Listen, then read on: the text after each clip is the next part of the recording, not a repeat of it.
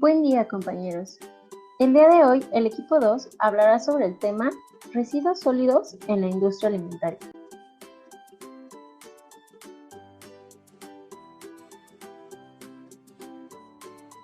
El equipo está conformado por Cortés Ocampo Mariana, Hidalgo Juárez Norma Alejandra, Méndez García Montserrat, Mireles Anacoreta Caroline Sheila, Muñoz Montaño Mariela Guadalupe, Rodríguez Merchant Eneira.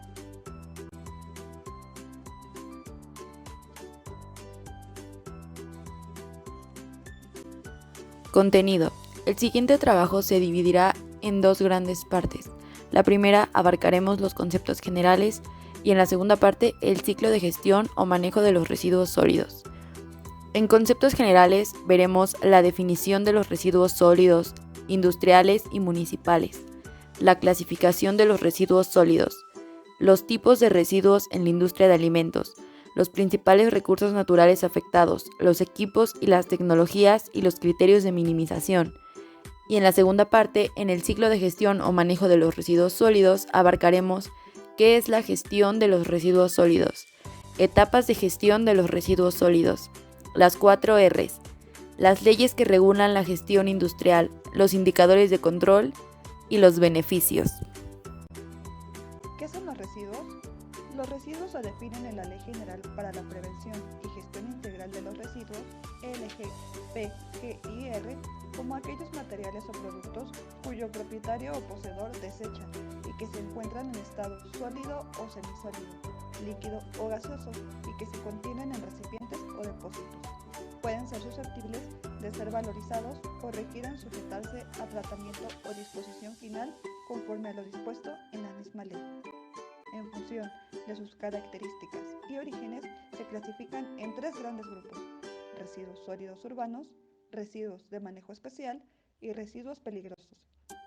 La LGPGIR actualizó la definición de residuos sólidos municipales bajo el nuevo nombre de residuos sólidos urbanos. ¿Y qué son los residuos sólidos urbanos? Bueno, son aquellos que se generan en las casas habitación como resultado de la eliminación de los materiales que se utilizan en las actividades domésticas o los que provienen también de cualquier otra actividad que se desarrolla dentro de los establecimientos o en la vía pública con características domiciliarias y los resultantes de las vías y lugares públicos, siempre que no sean considerados como residuos de otra índole. Algunos ejemplos son los productos de consumo y sus envases, embalajes o empaques, etc. Residuos de manejo especial. Son aquellos generados en los procesos productivos que no reúnen las características para ser considerados como peligrosos o como residuos sólidos urbanos, o que son producidos por grandes generadores de residuos sólidos urbanos. Algunos ejemplos son plásticos, cenizas, residuos de demolición, entre otros. Residuos peligrosos. Son aquellos que poseen alguna de las características de corrosividad, reactividad, explosividad, toxicidad, inflamabilidad o que contengan agentes infecciosos que les confieren peligrosidad, así como envases, recipientes, embalajes y suelos que hayan sido contaminados cuando se transfieran a otro sitio de conformidad. El artículo 18 de la Ley General para la Prevención y Gestión Integral de Residuos establece que los residuos sólidos urbanos pueden subclasificarse en orgánicos e inorgánicos, con el objeto de facilitar su separación primaria y secundaria. Los residuos orgánicos son todo desecho de origen biológico que alguna vez estuvo vivo o fue parte de un ser vivo. Algunos ejemplos son pieles y restos de fruta y verdura, huesos y restos de carne, espinas y restos de pescado, así como caparazones y conchas de mariscos. Los residuos orgánicos constituyen un poco más del 38% de los residuos sólidos urbanos que generamos en el país. Los residuos inorgánicos son todo desecho que no es de origen biológico. Algunos ejemplos son vidrio, plástico, papel, entre otros. Por cierto, ¿sabías que en México se generan 42 millones de toneladas de residuos sólidos al año. Esto equivale a 175 veces el volumen de la pirámide del Sol en Teotihuacán. Interesante, ¿no?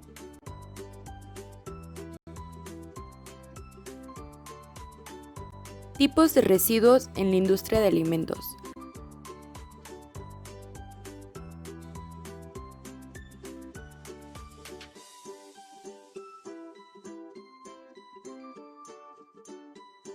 Los residuos generados como consecuencia de las actividades industriales son de diferentes tipos y se clasifican con base a su cantidad y características de acuerdo a la Ley General para la Prevención y Gestión Integral de los Residuos.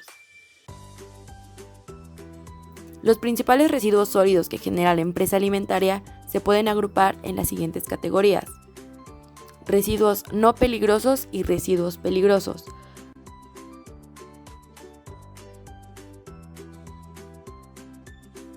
No peligrosos a su vez pueden ser residuos orgánicos o residuos inorgánicos. Vamos a hablar primero de los residuos no peligrosos. Los orgánicos. En estos, los desechos orgánicos son biodegradables y pueden ser procesados en presencia de oxígeno para su compostaje o en la ausencia de oxígeno mediante la digestión anaeróbica. Ambos métodos producen un efecto acondicionador de suelos, una especie de abono fertilizante, que, si se prepara correctamente, también puede ser utilizado como una valiosa fuente de nutrientes en la agricultura urbana. La digestión anaerobia también produce gas metano y, por lo tanto, supone una importante fuente de bioenergía. Ahora, los residuos inorgánicos. Los desechos inorgánicos son aquellos desechos cuya elaboración proviene de materiales que son incapaces de descomponerse o que tardan tanto en hacerlo que sería inútil considerarlos como tales. Dentro de esta categoría de residuos no peligrosos podemos incluir los plásticos, el papel, el cartón y los metales, procedentes de envases, embalajes, latas o material de oficina. También tenemos a la madera procedente de los pallets, cajas que contienen al producto, materia orgánica resultante de las mermas de producto y acondicionado de materias primas, de restaurantes y establecimientos minoristas de alimentación, como de grandes empresas productoras de alimentos, siempre que no se destinen a compostaje o a la producción de biogás. Los aceites de fritura que se producen en alguna de las industrias y empresas del sector, como en los platos preparados ultracongelados o en las actividades de restauración social y comercial.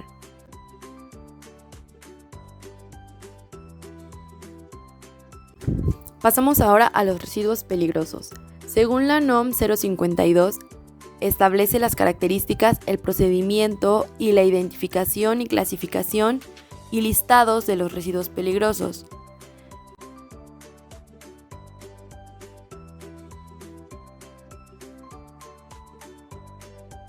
Estos residuos peligrosos son principalmente responsabilidad de la Federación, pero primeramente corresponde a los generadores su tratamiento y disposición final. Los residuos peligrosos son todos aquellos que contienen en su composición una o varias sustancias que les confieren características peligrosas en cantidades o concentraciones tales que representen un riesgo para la salud humana, los recursos naturales o el medio ambiente. En las empresas alimentarias constituyen la fracción más pequeña respecto al total de los residuos generados. Estos residuos provienen básicamente de las actividades de mantenimiento de las instalaciones, de las actividades de limpieza y desinfección y de las actividades de laboratorio, si la empresa dispone de estas instalaciones. Los residuos peligrosos más usuales suelen ser aceites minerales derivados de operaciones de mantenimiento, que contienen en su composición fenoles, compuestos clorados, que se pueden considerar tóxicos. También los disolventes, los tubos fluorescentes y lámparas de bajo consumo, que son las que contienen mercurio, las pilas o baterías, los envases que han contenido sustancias peligrosas, especialmente de productos de limpieza y desinfección, tales como la lejía y el amoníaco. También aquí se incluyen los envases con algún pictograma de seguridad, los residuos de laboratorio como reactivos, tóxicos, agujas, puntas de micropipetas contaminadas o los restos microbiológicos. Hablaremos ahora de los principales recursos naturales afectados por la producción de residuos sólidos de la industria alimentaria.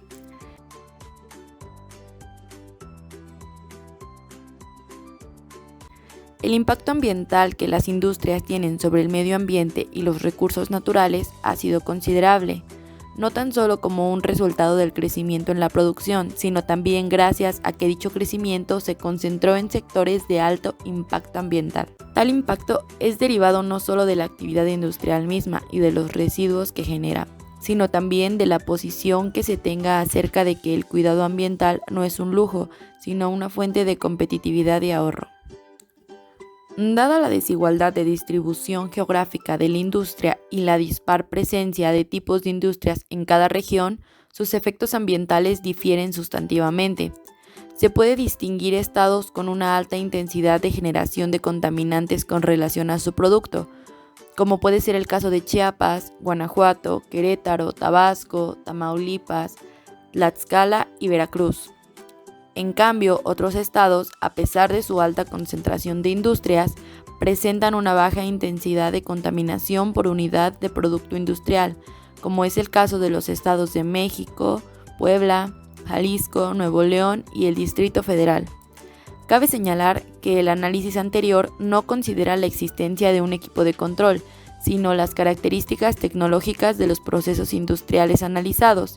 Si bien una parte importante de las industrias de mayor tamaño es que han incorporado equipos de control atmosférico y de tratamiento de aguas residuales. Esto hace que disminuya sensiblemente su aportación al medio ambiente. El manejo de los residuos afecta la relación con el ambiente, la afectación de los residuos sobre la tierra, el agua y el aire. La colocación y la acumulación de residuos inutiliza las tierras para otros usos. Además, representa un riesgo para quienes viven cerca de los vertederos y de acumulaciones de desechos, debido a que los gases que se originan durante este proceso de descomposición. Asimismo, se contaminan las aguas freáticas con nitratos y metales pesados que se filtran a través de los residuos. Se contaminan las aguas de lluvia y las aguas superficiales. La acumulación indiscriminada de residuos puede convertir el agua en no apta para el consumo humano y el desarrollo de la vida acuática. La quema de los residuos sólidos ocasiona el deterioro del aire, conjuntamente con los gases tóxicos generados por la quema de materiales plásticos, así como el emanado por la descomposición de los residuos sólidos. La industria alimentaria y la pesca son los sectores que mayor impacto tienen en el medio ambiente, después de las energías fósiles. Por ello, la FAO invita a los países a considerar el impacto ambiental en las guías de recomendaciones nutricionales. La industria azucarera representa efectos contaminantes sobre el agua, derivados de su elevado consumo energético, sus descargas de alta temperatura y gran contenido de materia orgánica. Cabe destacar que en la materia orgánica, en el caso de la industria azucarera, podemos mencionar el bagazo, la cachaza y las vinazas. El exceso de embalaje y empaquetado se ha transformado en un problema de primer orden. En los suelos de las ciudades, en los ríos, en los mares y por todas partes encontramos restos de envoltorios y plástico. Lo más preocupante de estos son los materiales no biodegradables, como acabamos de mencionar, los plásticos. En el año 2015 se filmó al plancton comer plásticos. ¿Qué quiere decir esto? Que si el plancton come plásticos, toda la cadena alimentaria marina los contiene. Es indispensable que el consumidor tome conciencia y mantenga una postura de rechazo hacia cualquier envoltorio superfluo. Estos son algunos de los efectos que tiene la generación de residuos sólidos en la industria de alimentos.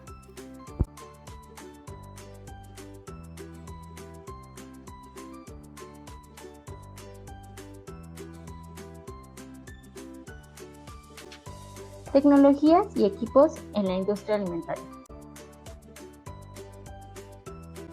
Existen muchos mecanismos de tratamiento y recuperación de residuos generados del sector agroalimentario para su posterior procesamiento como subproducto. En el momento de elegir la tecnología adecuada para determinar el tipo de residuos, es importante determinar la composición de este para la adquisición de una buena tecnología y un equipo.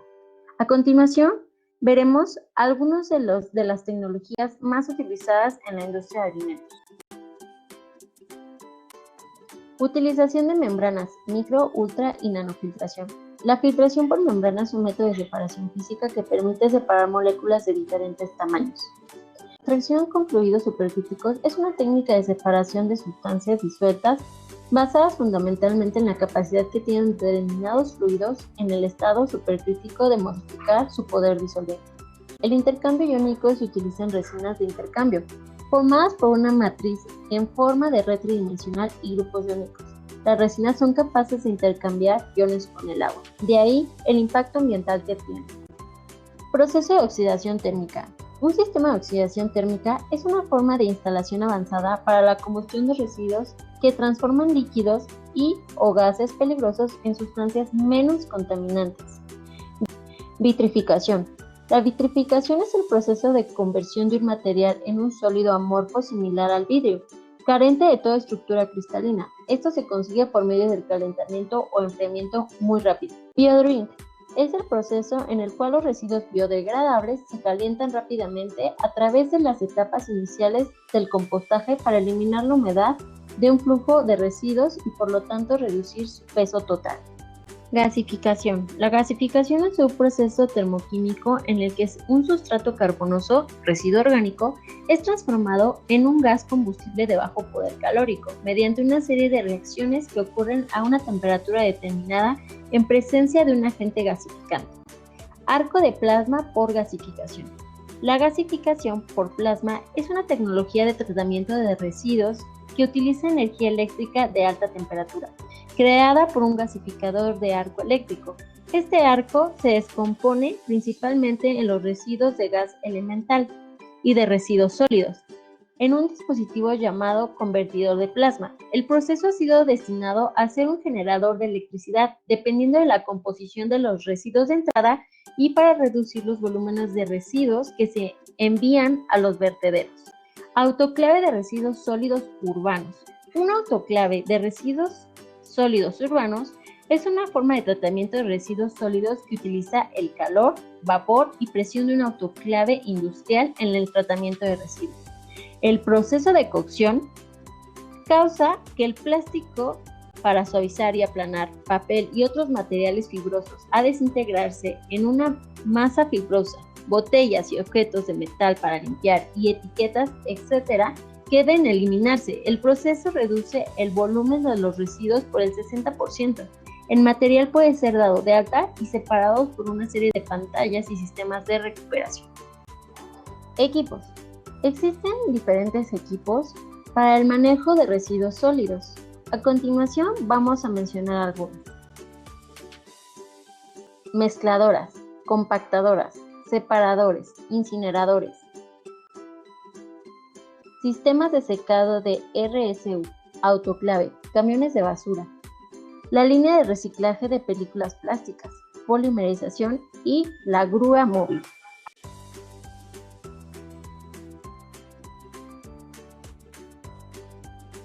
Tratamiento de incineración de residuos sólidos. Existen diferentes tipos de incineradores y cada uno de ellos tendrá sus limitaciones en cuanto al tipo y la cantidad de residuos a procesar. Existen varios tipos y diseños de incineradores desarrollados para el trabajo de diferentes residuos en la industria alimentaria, contemplando en particular el estado físico de los mismos. A continuación mencionaremos algunos. Inyección líquida, hornos rotatorios, horno de lecho fluidizado, horno de parrilla. Criterio de minimización industrial. La minimización de residuos es el proceso de reducir o eliminar hasta donde sea posible la generación de cualquier residuo sólido, líquido o gaseoso antes de que el material sea tratado, almacenado o dispuesto. Las técnicas de minimización de residuos se enfocan ya sea en la reducción, en el origen o la recuperación y el reciclado como un medio para disminuir el volumen y o la toxicidad de corrientes de residuos. La minimización de residuos y emisiones es una herramienta de gestión ambiental que tiene como finalidad la reducción dentro de las posibilidades técnicas, económicas y según la cantidad y la peligrosidad de los subproductos y los contaminantes generados por un proceso productivo concreto. Esquemáticamente, un programa de minimización ha de tener las siguientes fases. Auditoría. Esta permitirá conocer los residuos sólidos, su origen y sus costos. Clasificación. Nos permitirá conocer la selección de los sólidos de residuos que serán susceptibles a la minimización. Identificación. Esto nos servirá para los métodos de minimización aplicables. Análisis técnico. Estas medidas de minimización que se han identificado fundamentalmente en la reducción en el origen y el reciclaje. Análisis económico de las diferentes alternativas. Selección de la mejor alternativa. Implementación de las medidas seleccionadas y seguimiento del cumplimiento. Tecnología limpia. En los últimos años, la necesidad de mejorar nuestro entorno con emergencia ha desembocado en la búsqueda de una nueva solución de problemas de los residuos. Esta ha tomado varios nombres: tecnología limpia o más limpia, producción más limpia, minimización de residuos, reducción de los residuos, prevención de la contaminación y entre otros. A continuación mencionaremos las fases que tiene que seguir para una tecnología limpia. La tecnología limpia sigue estos pasos: prevención de la contaminación, producción más limpia, buenas prácticas operativas, cambios en las tecnologías, reciclaje in situ, rediseño del producto.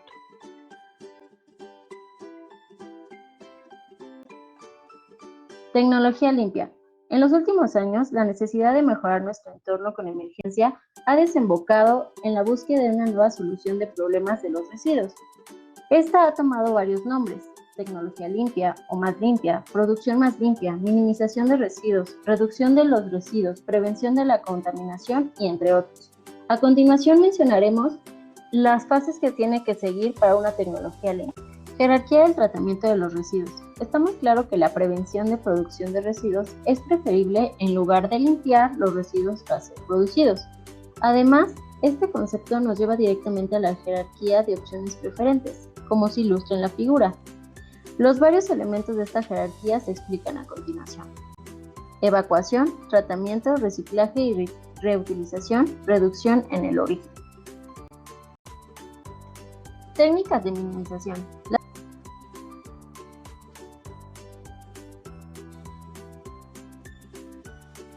Las técnicas de minimización se dividen en dos: prevención y reciclaje. En la prevención involucran reingeniería del producto, reingeniería del proceso, en donde tienen que ver los cambios y buenas prácticas. Reciclaje. El uso, el reuso y la recuperación del producto. Ventajas de la minimización. 1. La generación de grandes volúmenes de residuos está correlacionada con la disminución de la mayoría de las fuentes no renovables. 2. Los requisitos energéticos para la transformación y mejora de las presentaciones de los residuos están proporcionados a la cantidad tratada y aumentada exponencialmente con el incremento de la disolución de los residuos. 3.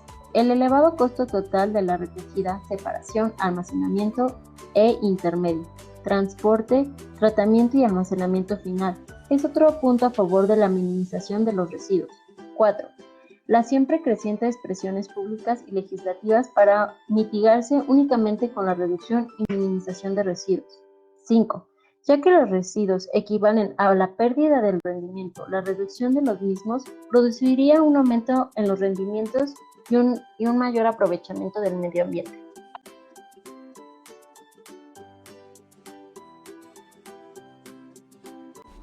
Gestión del manejo de residuos sólidos.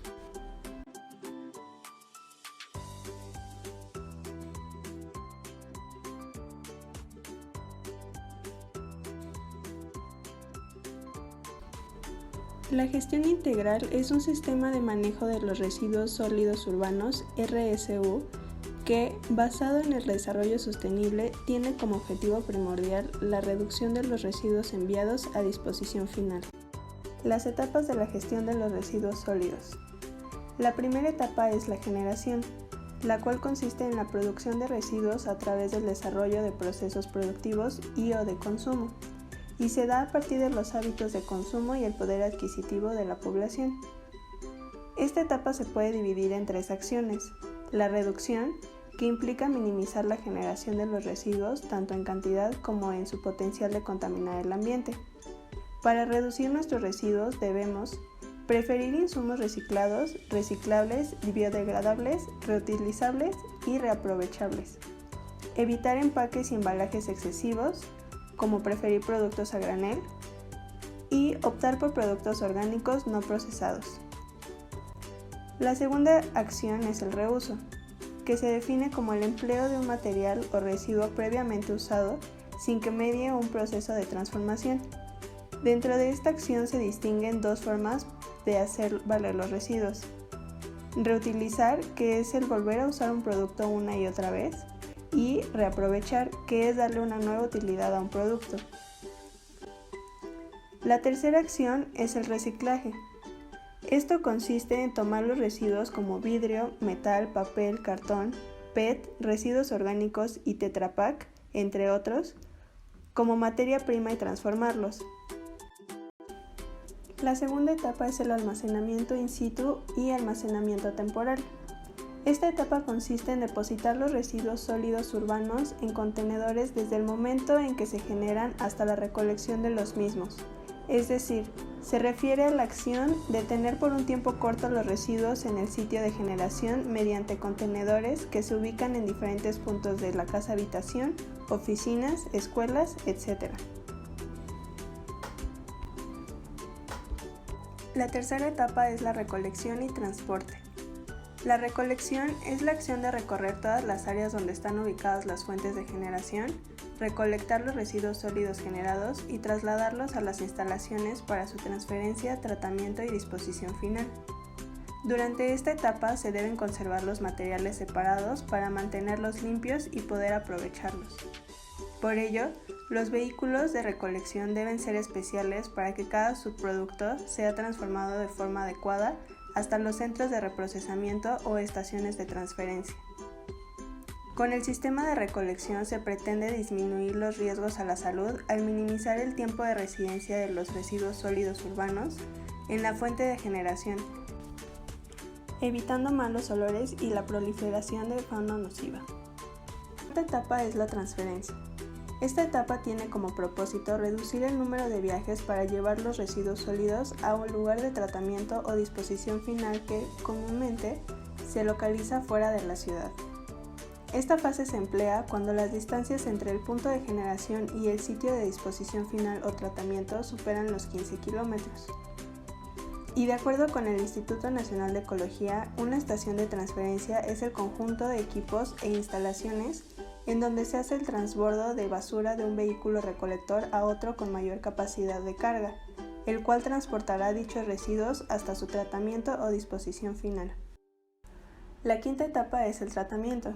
Esta penúltima etapa consiste en actividades de aprovechamiento de los residuos sólidos como fuente de energía o materia prima para otros procesos antes de ser dispuestos de forma definitiva. Las plantas de tratamiento permiten el ahorro de recursos naturales renovables y no renovables, prolonga la vida útil de los sitios de disposición final al reducir el volumen dispuesto, además de la preservación del ambiente. El tratamiento puede ser biológico, térmico, mecánico o químico. El tratamiento biológico se enfoca en los residuos orgánicos mediante 2 métodos, el aerobio, que es en presencia del aire, y el anaerobio sin presencia de aire. Los tratamientos térmicos pueden llegar a reducir el volumen de los residuos hasta en un 90%. Dentro de este tratamiento existen principalmente 3 tipos: incineración, pirólisis y gasificación. Los tratamientos mecánicos permiten reducir el volumen de los residuos que han de evacuarse, ya sea por enfardamiento, compactación o trituración. Y por último, los tratamientos químicos, donde existen diferentes tipos, entre ellos la precipitación o floculación de sustancias disueltas y la neutralización, que usa a la cal como agente neutralizante de materiales ácidos. Por último, tenemos la etapa de disposición final. que es la última fase del sistema y es la acción de depositar o confinar permanentemente los residuos sólidos en sitios o instalaciones cuyas características prevean afectaciones a la salud de la población y a los ecosistemas y sus elementos. Las leyes que regulan la gestión integral de residuos sólidos en la industria de alimentos son la Ley General para la Prevención y Gestión Integral de Residuos, que, junto con la Ley General de Salud, establece las disposiciones relacionadas al servicio público de limpia, en donde se promueve y apoya el saneamiento básico. Se establecen normas y medidas tendientes a la protección de la salud humana para aumentar su calidad de vida. La Ley General del Equilibrio Ecológico y la Protección al Ambiente, la cual plantea que los sistemas de manejo y disposición de residuos sólidos no peligrosos quedan sujetos a autorización y legislación estatal o, en su caso, municipal, y a la disposición final de los residuos sólidos no peligrosos mediante rellenos sanitarios. La Constitución Política Estatal hace alusión a las leyes estatales que tienen por objetivo regular la generación, aprovechamiento y gestión integral de residuos sólidos, así como la prevención de la contaminación y remediación de los suelos contaminados con los mismos, mediante el préstamo de servicios de limpieza pública. La Ley Orgánica del Municipio Libre establece las atribuciones de los ayuntamientos para nombrar las comisiones que atiendan los servicios públicos. Por otro lado, las normas oficiales mexicanas y normas mexicanas establecen la forma y procedimientos aplicables al manejo y disposición de residuos sólidos no peligrosos. Y para finalizar, el Reglamento de Limpia, el cual regula específicamente los aspectos administrativos, técnicos, jurídicos y ambientales para la prestación del servicio de limpieza pública. Reducir. Esta estrategia parte de la prevención de la contaminación, del principio de no generación de residuos. Consiste en la reducción de desechos, desperdicios o residuos generados, mediante la adopción de medidas que permitan disminuir la cantidad y o la peligrosidad de subproductos contaminantes.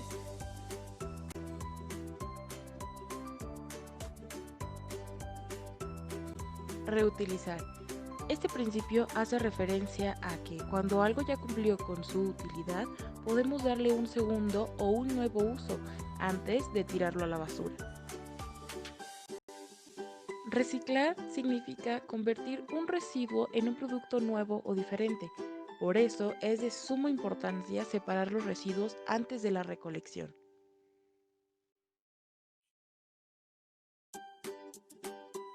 La recuperación, o también conocido como revalorización, comprende la búsqueda de un nuevo esquema de valor económico, ecológico y social, mediante la generación de energía a partir de los residuos sólidos urbanos que no son valorizables. Esto se puede alcanzar mediante dos procesos, biológico o térmico.